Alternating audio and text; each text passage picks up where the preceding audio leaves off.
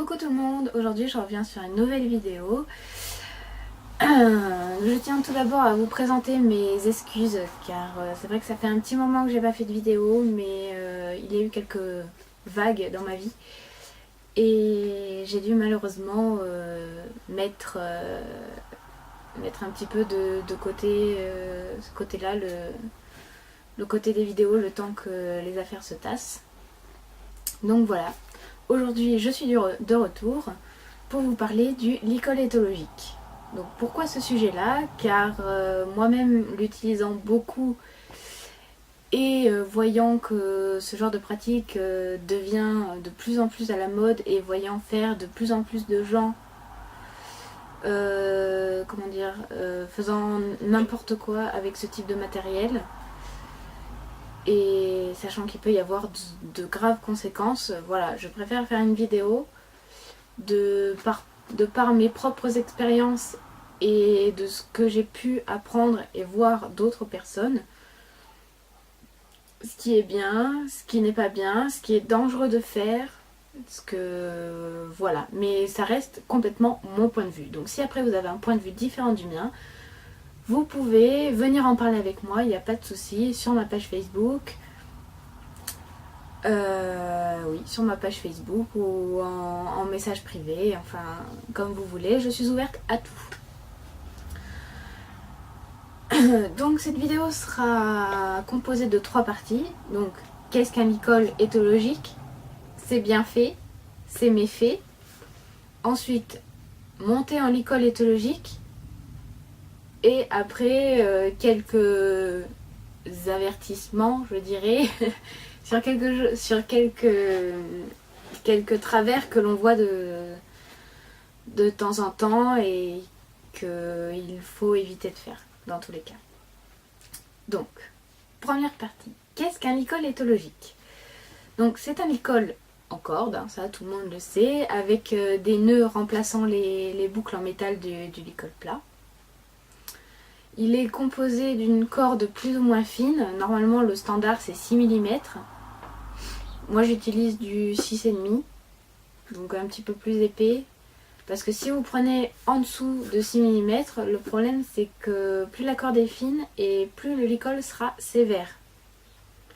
Vous pouvez faire un petit test très simple, hein. Vous prenez votre main ou votre bras, peu importe. Vous l'entourez avec un câble assez épais. Vous tirez, vous faites une pression et vous refaites le même exercice avec un fil de pêche. C'est exactement pareil. Et sachant que le cheval est très très sensible à ce niveau-là, au niveau peau, hein, on le sait, dès qu'une mouche se pose, il la sent et donc il réagit. Donc imaginez avec une corde très fine ce que ça peut faire. Voilà, donc on s'en sert, on peut s'en servir pour tout, hein, personnellement. Voilà, j'essaye d'éduquer mon cheval dans ce sens-là. Après, il faut vraiment que le cheval soit habitué, quoi, parce que pour le travail à pied, ça va aller encore. La longe, bon, les longues rênes aussi, mais après pour tout ce qui est du travail monté, si votre cheval n'est pas habitué, c'est pas possible. Il va falloir faire tout un travail en amont avant de pouvoir monter avec un licol éthologique. Ensuite, c'est bien fait. Parce que oui, il y a quand même quelques avantages à utiliser un licol éthologique. Il est plus précis, puisque les points de compression au niveau des nœuds sont à des endroits très précis. C'est pour ça qu'il faut le régler très précisément. Les demandes seront plus fines, comment vous dire, il sera plus sensible à... Oui, il sera plus sensible à vos actions. Donc ensuite, il est plus léger à porter pour le cheval. Oui, c'est vrai que par rapport à un licol plat, un licol éthologique, c'est très très léger.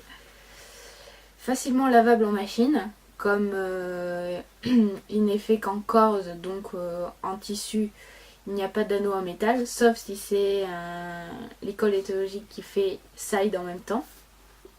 Donc là, vous pouvez passer en machine, hop. Il n'y a pas de problème, il craint pas les intempéries, c'est-à-dire s'il pleut, la boue et tout ça, non, il craint rien. Gain de place, Oui, effectivement, puisqu'un licol un licol plat est toujours un petit peu rigide, alors que le licol éthologique est entièrement souple, donc vous pouvez le chiffonner dans une toute petite boule et puis le caser quelque part. Il est très résistant et durable. Il est extrêmement résistant. J'en reviendrai un petit peu plus tard dans la vidéo pour vous parler pourquoi je précise ce point-là, parce que c'est très très important. Ensuite, ses méfaits. Parce que oui, ce n'est pas un licol magique, hein, il n'a pas que des effets bénéfiques. Il est très très sévère s'il est mal utilisé. Comme je disais, les points de compression, ils sont hypersensibles. Donc si vous n'êtes pas léger dans vos demandes, votre cheval va en pâtir et très très sévèrement. Il peut blesser si la corde est trop fine ou si vous avez les mains trop lourdes. C'est-à-dire, si la corde est fine, forcément ça fait plus de frottement et ça finit par cisailler la peau et blesser. Pareil si vous avez les mains lourdes, si vous bougez tout le temps vos mains, ça va frotter, ça va cisailler et ça va blesser. Aussi, il décuple la force du cavalier. Comme il est très précis, ça engage d'avoir les mains très très légères et que vos demandes soient très très fines. Si elles ne sont pas assez fines, ça va appuyer et comme ça décuple vos forces, ça va appuyer super fort et ça va faire très très mal à votre cheval. Qui à force, je dis pas qu'il vous aimera plus, mais il ne voudra plus rien faire de ce que vous lui demandez. Pareil, il transmet les moindres à-coups. Vous allez bouger vos mains et puis le moindre petit mouvement, il va le sentir. Donc si forcément vous passez votre temps à vous agiter, pareil, ça va devenir très désagréable pour lui parce que vous allez lui faire mal et pour vous parce que ça va pas se passer comme vous le vouliez. Voilà, la première partie est terminée. Donc la deuxième partie, monter en licol éthologique. Beaucoup de personnes veulent le faire, puisque c'est vrai que c'est la liberté, hein, comme je dis moi-même, c'est un petit peu la fête au slip, hein, on y va, youhou, c'est l'aventure. Sauf que oui, c'est très bien, mais il y a quand même certaines choses auxquelles il faut faire attention. Très très attention. Déjà, réglez correctement votre licol. Donc ça, oui, tout le monde le sait à peu près comment le régler. Mais ce que je veux dire, c'est que tout le monde se met d'accord pour accrocher les rênes au nœud d'attache sous l'auge si jamais vous n'avez pas un licol side. Sauf que oui, mais non, parce qu'il faut régler ce nœud-là avant de pouvoir monter avec. C'est-à-dire régler le nœud jusqu'à ce qu'il touche l'auge sans bloquer le cheval. Le mécanisme de sa bouche, hein, tout simplement, comme une muserolle, si elle est trop serrée, une muserolle française sur un filet, si elle est trop serrée, ça va faire mal à votre cheval. C'est pareil, mais réglez ça, parce que si jamais vous tirez, qu'importe, vous faites une action avec vos mains trop forte, le licol va tourner. Et si le licol tourne, votre cheval finira par avoir les montants du licol dans les yeux, ça va tourner, les nœuds ne vont plus faire les points de compression à l'endroit prévu et donc ça va faire, comme je disais précédemment, hyper mal à votre cheval, ce qu'il ne faut pas. Voilà, et d'ailleurs, même si vous avez un licol side, c'est-à-dire avec les petites boucles en métal au niveau des nœuds de la muserolle, réglez-le quand même, parce que c'est pareil, si vous faites une action de rêne, le licol va tourner et ça va être la catastrophe. Ensuite, si vous avez un cheval qui n'a jamais travaillé en licol, du moins, même si c'est qu'avec vous, mettons qu'avec sa précédente cavalière, il travaillait tous les jours en licol, il faisait des trucs, waouh. Il faut le réhabituer à vous, en licol, avec ce matériel-là. Parce que le cheval prendra beaucoup plus de liberté avec un licol qu'avec un filet auquel il est habitué avec vous. Puisque il faut bien compter que votre action de main, au début, ne sera pas aussi précise qu'avec un mors. Et donc il faut avoir un cheval qui sait répondre parfaitement au poids du corps et à la voix. Sinon, bon, dans le manège, au pire, vous allez manger du sable, mais en extérieur, quoique si, même en manège, ça peut arriver si on se paye le pare-botte ou quoi, mais surtout en extérieur. Je le répète parce que ça, c'est ma propre expérience. Si vous partez comme ça et qu'il se passe n'importe quoi, vous allez finir dans les buissons. Et rassurez-vous, ça se finit rarement bien. Autant pour vous que pour le cheval.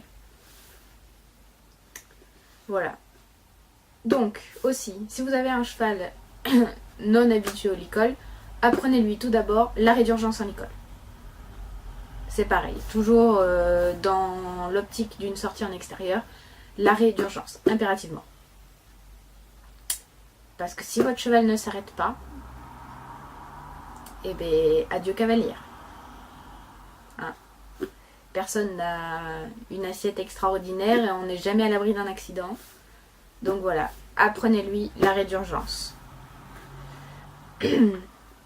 Et bien sûr, on ne part pas à l'aventure comme ça, hop, de suite en licol. On fait toujours les premiers exercices et tout ça en manège.